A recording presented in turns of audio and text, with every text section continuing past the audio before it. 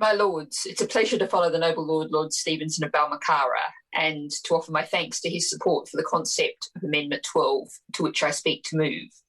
It appears in my name and is also kindly supported by the Noble Lord, Lord Seeker, and the Right Reverend Prelate, the Bishop of St Albans. The amendment seeks to secure a discounting of debt for people entering the proposed statutory debt repayment plans, something that, as the Noble Lord, Lord Stevenson noted, has already occurs in Scotland. I set out at committee how this group of people is large, with incomes above those of those eligible for debt relief orders, but assets and income generally below those covered by voluntary agreements and bankruptcy. All of those other agreements operate in ways that can result in debt being cleared in a relatively short period of time, much shorter than those to be covered by the plans for the statutory debt repayment plans. I won't repeat all that detail again here today. But what this amendment represents is a development of an amendment presented at committee stage to secure a fair debt write-down in respect of debts sold on the secondary market. For that initial amendment and this amended one, I pay tribute to the large amount of work done by the Centre for Responsible Credit, from whom I believe Noble Lords will have received a briefing. While a strong argument exists to support this, there were entirely legitimate concerns raised in the debate that the impact of such a move on the operation on the secondary market would need to be properly considered. Lord True also raised a concern about the need for equitable treatment of debtors in the scheme. Taking these concerns on board, this new amendment, rather than being prescriptive, is permissive in nature and seeks to ensure that discounts on debt are secured where appropriate and with the full agreement of creditors. Amendment 12 recognises that many creditors listed on debt repayment plans, regardless of whether they originated the debt or bought it on the secondary market, would often prefer to receive a lump sum as full and final payment, as opposed to low levels of instalments spread out over many years. As a result, many creditors already offer a significant discount on the total level of debt if a lump sum settlement can be made.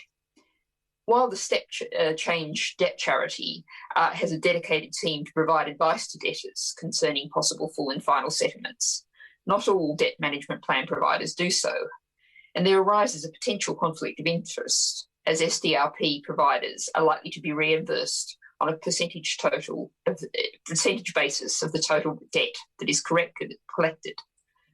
Securing discounts for their debtors would reduce their revenues. This amendment therefore ensures that the government should be provided with a power to instruct SDRP providers, where appropriate, to enter into debt settlement negotiations on behalf of debtors entering the scheme.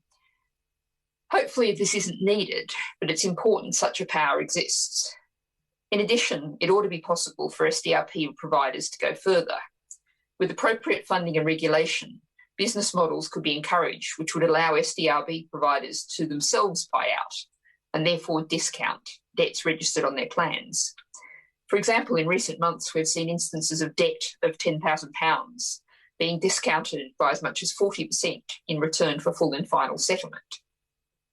If such debts were able to be bought out and subsequently collected by SDRP providers, this would mean the debtor would only have to repay £6,900, even after taking into account a 15% fee for the provider. It should be possible to achieve a result that is beneficial to both creditor and debtor alike.